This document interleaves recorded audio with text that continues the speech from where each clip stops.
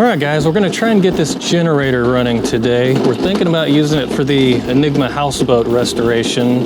And a few of you guys in the last video said we should definitely use it, but first we've got to make sure it actually runs. I want to do possibly 3 things today. 1, see if this thing will actually fire up. 2, see if the gen set actually makes voltage. And if it does, we'll get on to 3. We'll put a load on this thing. So I'll find some stuff around the shop to hook up, see if we can draw anywhere close to the 7,500 watts that this thing is rated for. Now this is a Kohler. It's rated for 7.5 kilowatts. It's got a 4-cylinder flathead engine on it. It's carbureted. I think this is from the 80s, somewhere in that era, from what I can tell. It's hard to find a lot of information about these online. It's a magneto, so we don't have some distributor with electronic ignition, anything like that. Just an old school magneto, 1 wire, and that's just to kill the engine. So if we get Sparky out of here and we can get fuel to it, I bet this thing will fire up. Now, will the generator end actually make voltage and work? That's another story. This is from, I think, 80s, somewhere in the 80s, early 90s, where they tried to start being fancy.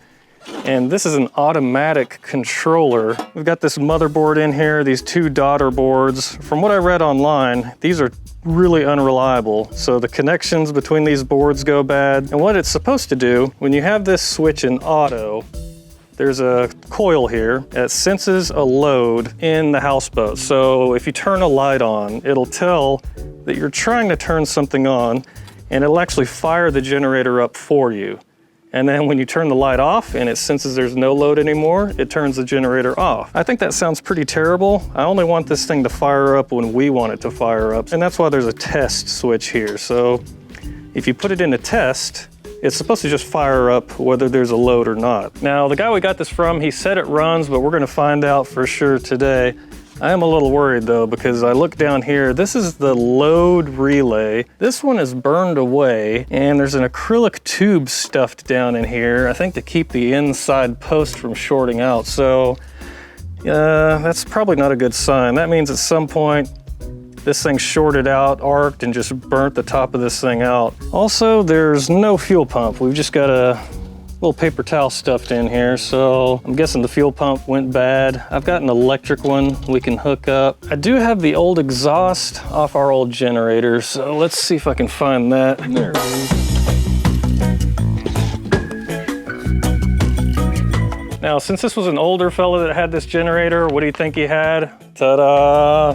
The actual manual for this thing. And this is handy because we've got a nice fold out full schematic for this thing. Check it out. There we go. It basically shows every transistor, resistor, capacitor that makes up that control board. All right, we'll start with the easy stuff first. Yank these spark plugs, see how they look. Okay, a little oily. Spark plugs are a little sooty, got a little oil on them. I'll clean them up in the wire wheels. Little wire wheel on the spark plugs. We'll go ahead and run it, see how they do. All right, next I'm gonna get a battery and hook it up. Make sure this starter actually works and that it turns over. Because if it doesn't turn over, then this video's done. This is the battery that's going in the budget boat, which we're still actively working on. The paint is done. Ta-da! And we got the interior in. We're getting there. Oh, battery. Negative. Gonna do the spark test. Nothing? All right, that's good. Tight enough. All right, let's see if this thing will turn over. Step 1. Oh, the starter spun. It didn't spin the engine though.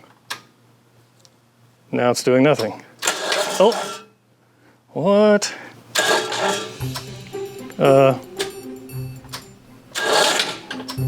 It sort of turns over, not very good.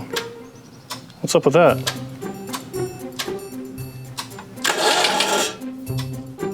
It starts to turn over and then it stops. Solenoid could be crappy. We'll give it the old hammer trick. It's covered in paint.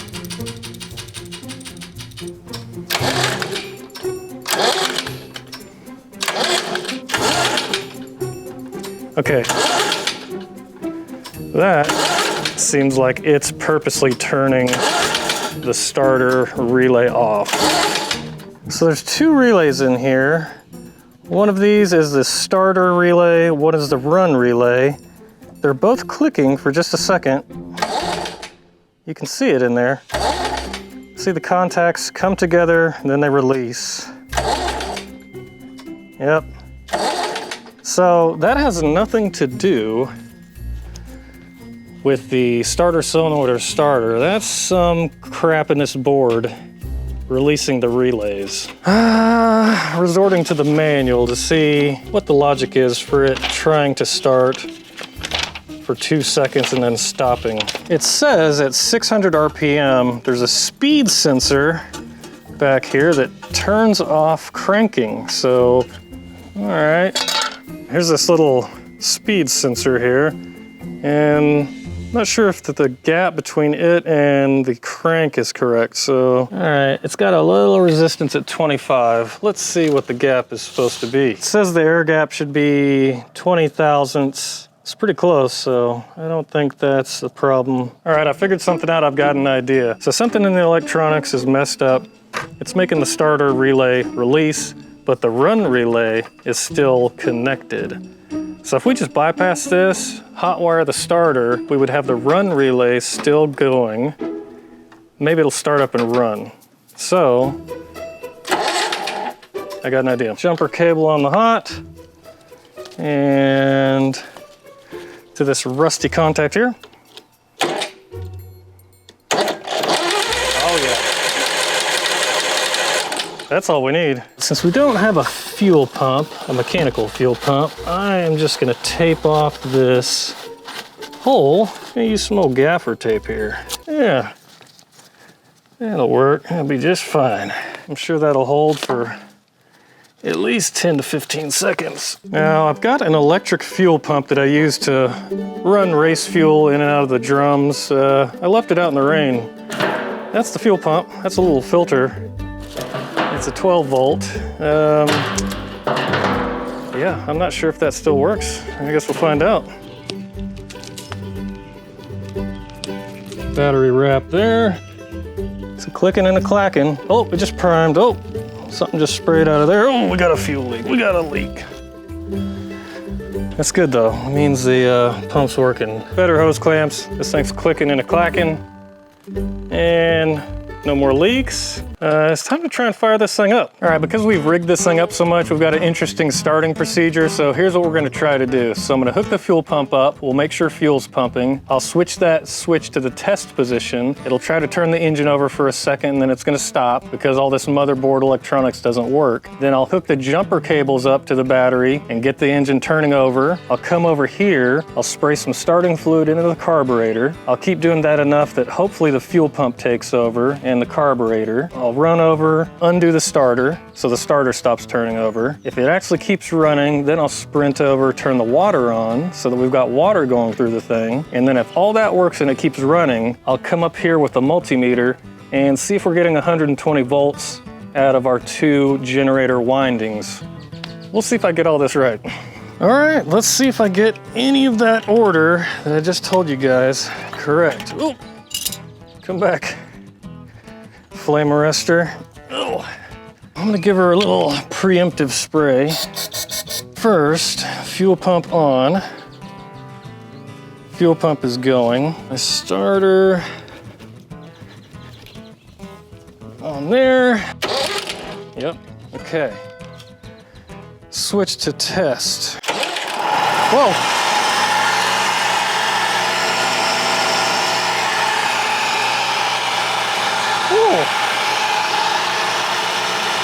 Water.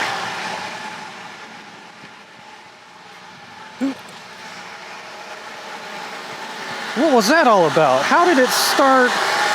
It just cracked right off. All right, water is on. The water's starting to flow out of my ghetto exhaust. There we go. Okay. Oh, what's that? Beehive. All right.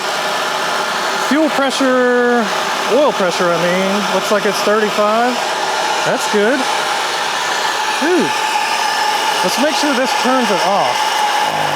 Yeah.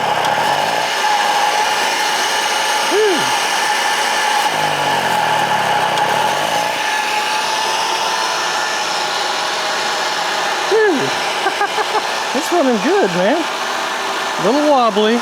Got a little leak there. See if I can fix that.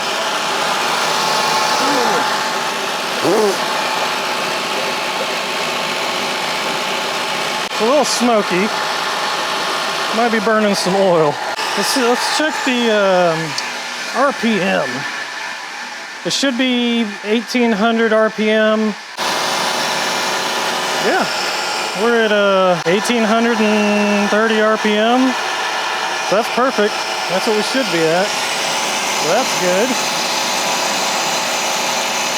All right, we need to check the voltage real quick. Let's see. 2 AC volts.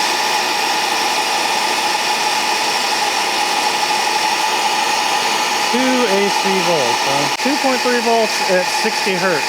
All right. Kill it. All right, that was awesome. This thing cracked right off with the starting fluid. So you saw water's flowing through it.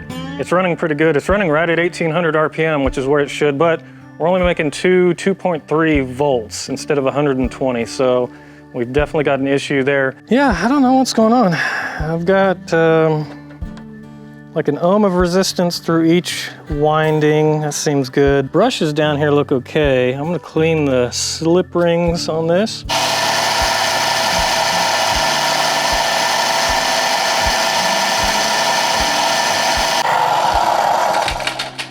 Alright, that didn't do anything.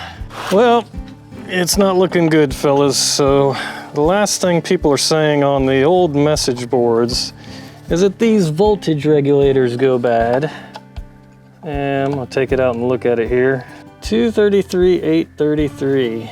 All right, guys, I think we failed. So I did all the test procedures out of that manual to check the resistance on the windings, check the brushes, I cleaned the slip rings, and I got to this voltage regulator. I found a message board post from people that work on these old things, and apparently this is the dreaded 233, 833 5-pin regulator. Apparently these go bad all the time, and they don't make them anymore. So now we're to the point where I've got a generator that has this weird 1980s motherboard design, and it's got a voltage regulator that goes bad, and I can't find a replacement part for it at the moment. So do I really want to get this thing up and running and then have to troubleshoot this thing in the houseboat, you know, out in the middle of the lake? But again, new generators, I think at the boat show I told you guys, well, check the video, I think it was $16,000 for a new generator that puts out less watts than this old thing. $16,000 for a 5 kW diesel generator. So I think we're gonna try to get our old Kohler